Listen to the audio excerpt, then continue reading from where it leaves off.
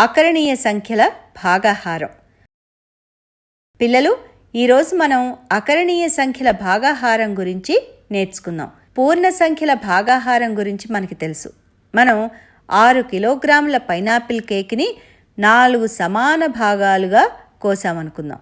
కాబట్టి ప్రతి ముక్క బరువు ఎంత అవుతుంది? 6/4, ఇది 6/4 కిలోగ్రాములు అవుతుంది. ఇప్పుడు కేక్ని 4 పావులు లేదా 4 వంతులుగా విభజిద్దాం. ప్రతి పావు భాగం బరువు 6×1/4 కిలోగ్రాములు. కాబట్టి 6/4 అనేది నిజానికి 6×1/4. మనం ఒక భాగాహార ప్రక్రియని గుణకార ప్రక్రియ చేయొచ్చు. 4తో భాగాహారం అంటే నిజానికి 1/4తో గుణించడం. ఎవరైనా నిన్ను 6 కిలోగ్రాముల పైనాపిల్ కేక్ను ఒక్కొక్క ముక్క 1/2 కిలోగ్రాములు బరువు ఉండేటట్టుగా ముక్కలుగా కోయమన్నారు అనుకుందాం. ఎన్ని ముక్కలు వస్తాయి? ప్రతి 1 కిలోగ్రామ్ కేక్ని 1/2 కిలోగ్రాముల ముక్కలుగా విడగొట్టాలి. కేక్ 6 కిలోగ్రాముల బరువు ఉంది కాబట్టి మొత్తం ముక్కలు 6×2 12. ఇక్కడ మనం 6ను 1/2 చే భాగిస్తున్నాం. కానీ దానికి బదులుగా మనం ఏం చేసాం? 6ని 2 చే గుణించి ఫలితం 12 ముక్కలుగా లేదా భాగాలుగా పొందాం. కాబట్టి 6/4 అంటే 6×1/4. చూడండి, భాగించడానికి బదులుగా మనం గుణిస్తే విభాజకం యొక్క లవహారాలు తమ స్థానాలను మార్చుకుని గుణిజంగా మారుతుంది. ఇక్కడ విభాజకం 4 అంటే నిజానికి 4/1. కాబట్టి భాగించడానికి బదులుగా మనం గుణిస్తే అది 1/4గా మారుతుంది మరియు మనం 1/4తో గుణిస్తాం. అదేవిధంగా 6/1/2 అంటే 6×2. ఎలా? మళ్ళా మనం భాగించడానికి బదులు గుణిస్తున్నాం కాబట్టి విభాజకం యొక్క లవహారాలు తమ స్థానాలను మార్చుకుని గుణిజం మారుతాయి. ఇక్కడ విభాజకం 1/2 కాబట్టి మనం భాగించడానికి బదులు గుణిస్తే 1/2 కాస్త 2/1గా అంటే 2గా మారుతుంది. అప్పుడు 6/1/2లో విభాజకం యొక్క లవహారాలు తమ స్థానాలను పరస్పరం మార్చుకోవడం వల్ల 6×2గా మారుతుంది.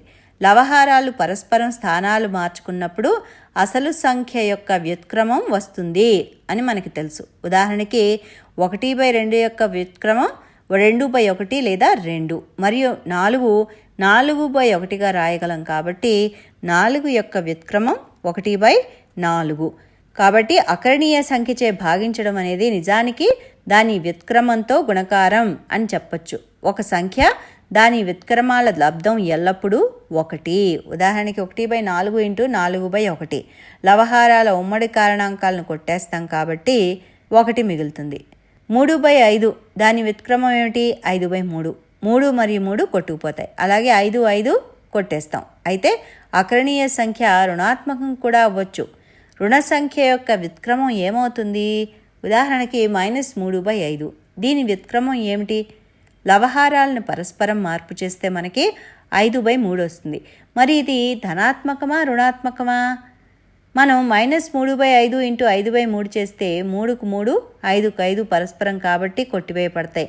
రుణాత్మకం ఇంటూ ధనాత్మక సంఖ్య అంటే రుణాత్మకం అవుతుంది కాబట్టి ఫలితం -1 అవుతుంది. 1 కాదు. అంటే -3/5 యొక్క వ్యుత్క్రమం 5/3 కాదు. మనం -5/3ని వ్యుత్క్రమం అనుకుంటే రుణాత్మకం ఇంటూ రుణాత్మకం సంఖ్య రెండిటికీ ఒకే గుర్తు ఉంటుంది కాబట్టి ఫలితం ధన సంఖ్య అంటే 1 అవుతుంది. కాబట్టి -3/5 యొక్క వ్యుత్క్రమం -5/3 కానీ 5/3 కాదు. రుణ సంఖ్య యొక్క వ్యుత్క్రమం కూడా రుణ సంఖ్యయే అవుతుంది. కాబట్టి 6/-1/2 చేస్తే అది 6×-2/1గా మారుతుంది. ఇక్కడ -1/2 యొక్క వ్యుత్క్రమం -2/1. కాబట్టి మనకి సమాధానం -12/1. నిజానికి ఇది -12. మరి విభాజ్యం మరియు విభాజకాలు రెండూ రుణాత్మకం అయితే అంటే -6/-1/2 అనుకోండి. ఇది కూడా పై విధంగానే -6×-2/1. రుణాత్మకం ఇంటూ రుణాత్మకం సంఖ్య ధన సంఖ్య కాబట్టి -6×-2 = 12. మరియు మనకి ఫలితం ఏమొస్తుంది? 12/1 అంటే అది 12. కాబట్టి మనం అకరణీయ సంఖ్యతో భాగిస్తున్నామంటే అది కేవలం విభాజకం యొక్క వ్యుత్క్రమంతో గుణకారం లాగా ఉంటుంది. ఒకే గుర్తు కలిగిన 2 అకరణీయ సంఖ్యల లబ్ధం ఒక ధన సంఖ్య అవుతుంది. కాబట్టి ఒకే గుర్తు గల సంఖ్యతో మనం భాగిస్తే మనకు సమాధానం ధన సంఖ్య వస్తుంది. ఉదాహరణకి -6/-1/2 -6 ఇంటూ -2 12. కాబట్టి పిల్లలు గుర్తుంచుకోండి, రుణ అకరణీయ సంఖ్య బై రుణ అకరణీయ సంఖ్య ధన అకరణీయ సంఖ్య. వేరువేరు గుర్తులు కలిగిన రెండు అకరణీయ సంఖ్యల లబ్ధం రుణ అకరణీయ సంఖ్య అవుతుంది. కాబట్టి మనం వేరు గుర్తులు గల సంఖ్యతో భాగిస్తే మనకి రుణ సంఖ్య వస్తుంది. ఉదాహరణకి 6/-1/2 6 ఇంటూ -2 -12.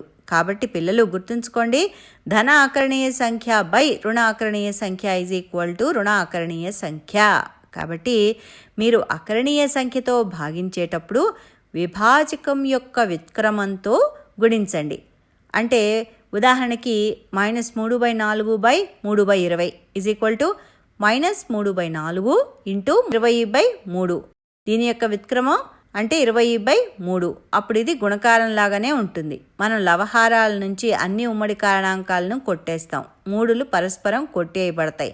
4 మరియు 20లకు 4 ఉమ్మడి కారణాంకం. కాబట్టి 20/4 5. ఇప్పుడు గుర్తును జాగ్రత్తగా గుర్తించాలి. గుర్తులు వేరువేరు కాబట్టి ఫలితం ఏమవుతుంది? రుణ సంఖ్య. కాబట్టి -3/4/3/20 -5. ఇది ఈ పాఠం విషయాలు. మరి సాధన చేయండి. తర్వాత పాఠంలో మరిన్ని విషయాలు మళ్ళీ మనం నేర్చుకుందాం.